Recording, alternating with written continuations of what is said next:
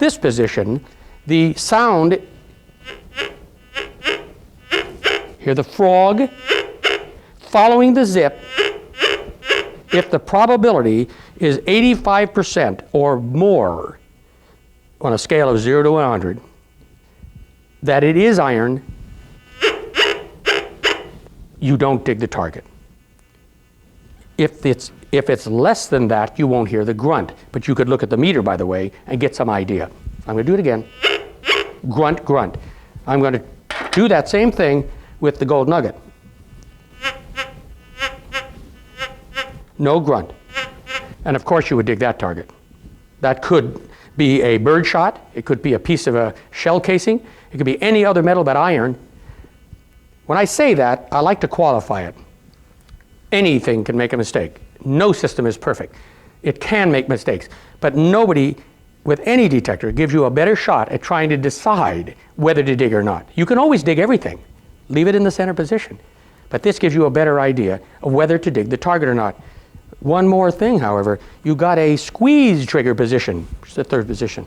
Center position, nothing happening audibly but the target. Front position, grunting, when it's 85% more chance it's iron. Squeezing it, now I want to back up for a second. When it's forward and it's in the operational mode, it's tracking. It's measuring the target with each pass.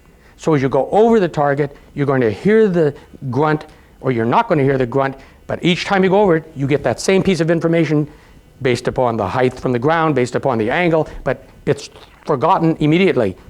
When you squeeze it, it kicks in something that's unique to this detector, unique in the industry. It's an analyzer. It analyzes the target and adds and subtracts information.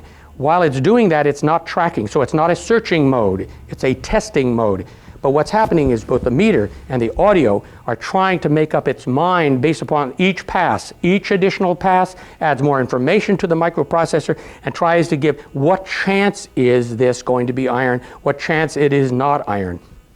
Again, the word probability, I don't want it to scare you. Percentage probability just means that what are the chances of it being iron?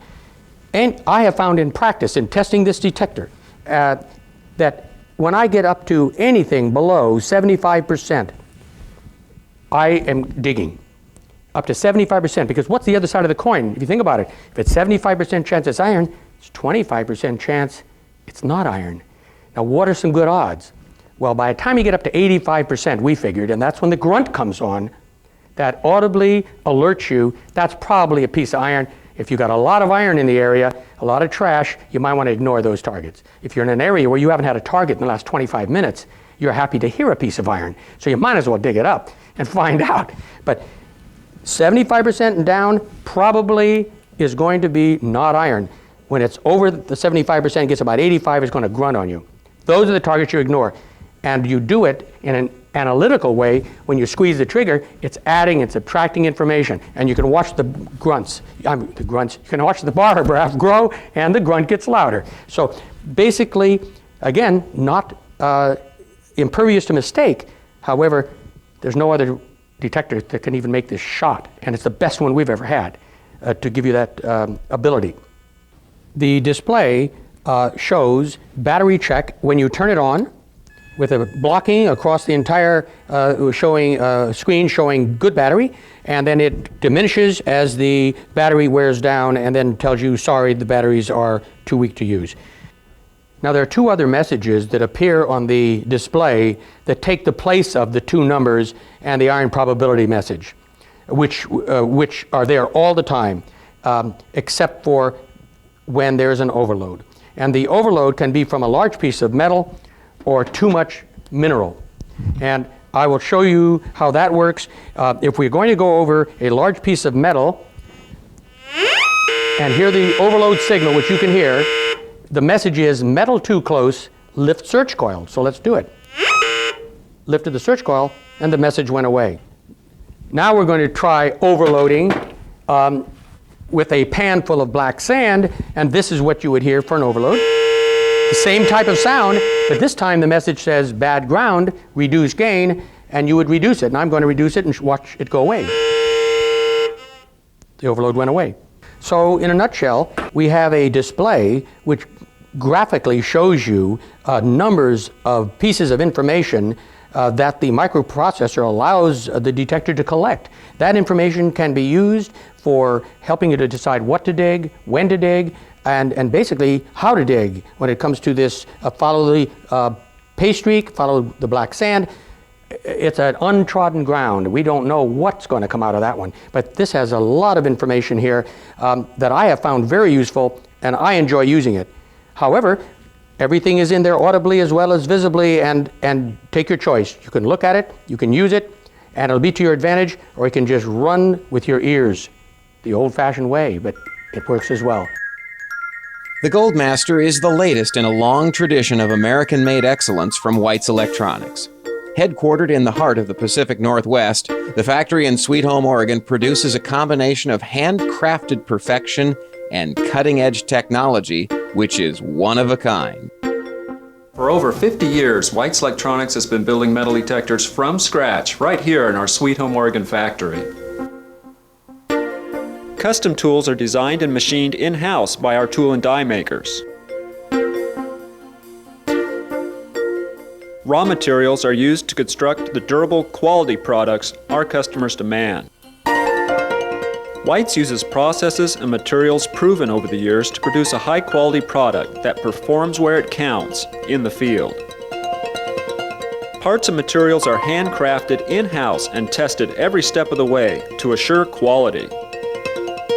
Automation is used when it provides an increase in quality and/or performance.